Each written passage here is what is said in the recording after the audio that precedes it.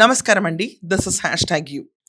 Slow poison ఎలా అయితే work అవుతుందో అదే రీతిలో కొండా సురేఖని పవర్ కట్ చేస్తుంది ఇక్కడ తెలంగాణ కాంగ్రెస్ ప్రభుత్వం. ఆవిడ కూతురు చేసిన వ్యాఖ్యలు, సుష్మిత చేసిన వ్యాఖ్యల పైన చూసుకుంటే కాంగ్రెస్ కోర్ కమిటీ అందరూ కూర్చుని, క్రమశిక్షణ విభాగం టీం అందరూ కూడా కూర్చుని ఈవిడ పైన ఈ నిర్లక్ష్య ధోరణి మాటలు ఏదైతే కొండా సురేఖ తన కూతురు చేసిన వ్యాఖ్యల్ని సమర్థిస్తూ ఇండైరెక్ట్‌గా అంటే సైలెన్స్ ఇస్ సపోర్టింగ్ ఇక్కడ చూసుకుంటే. అంటే నాకేం సంబంధం ఆ అమ్మాయి చేసిన వ్యాఖ్యలతో అని అంటున్నారు ఆవిడ. ఇది మొదటిసారి కాదు, రెండోసారి. మొదటిసారి క్షమాపణ అనే చెప్పారు. కానీ రెండోసారి క్షమాపణ కూడా చెప్పలేదు. వేటు మొదలైంది. ఎన్ని రకరకాలుగా వేటు మొదలైందంటే ఒకేసారి అందరూ ఎక్స్‌పెక్ట్ చేశారు క్యాబినెట్ నుంచి బర్తరఫ్ చేస్తారు కొండా సురేఖనని. కానీ పవర్ కట్ జరుగుతుందిప్పుడు. ఈ పవర్ కట్‌లో ఖచ్చితంగా ఆవిడ సఫకేషన్ గురవటం మాత్రం ఖాయం. ఫస్ట్ ఏంటంటే అటవీ శాఖకి ఆవిడ ఏరుకోరి తెచ్చుకున్న అధికారులందరినీ డెప్యుటేషన్ పైన వాళ్ళందరినీ మాతృశాఖలకి తిరిగి పంపించేశారు. ఆవిడ డిపార్ట్మెంట్‌లో ఎవరినైతే వీళ్ళే నాకు కీలకమైన అధికారుల కింద కావాలని ఆవిడ ఇష్టపడి తెచ్చుకున్న అధికారులందరినీ డెప్యుటేషన్ మీద తెచ్చుకున్న వాళ్ళందరినీ మాతృశాఖలకి వేసేశారు. ఇది ఒక రకంగా పరిపాలన టైంలో ఒక రకంగా హ్యాండిక్యాప్డ్ మూవ్‌మెంట్ మొదలవుతుంది ఆవిడకి. దీని తర్వాత మంత్రిగా ఆవిడ ఆదేశాలు పాటించకూడదని ఇండైరెక్ట్‌గా చెప్పేస్తున్నారు.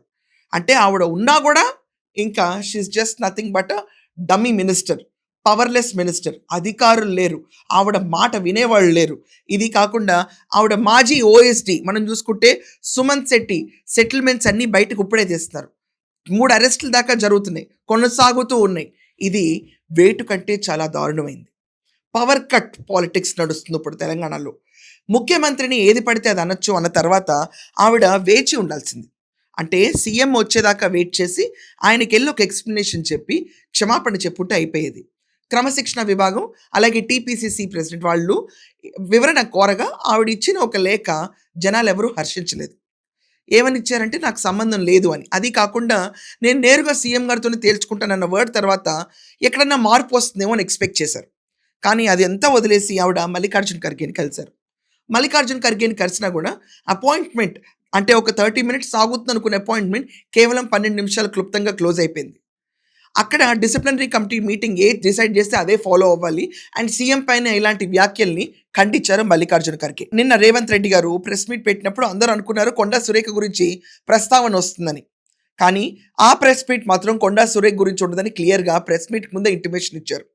ఈరోజు ఉదయం లేసేటప్పటికి అందరు అధికారులు డెప్యుటేషన్ మీద వచ్చిన వాళ్ళందరూ మాతృశాఖలకు వెళ్ళిపోయారు.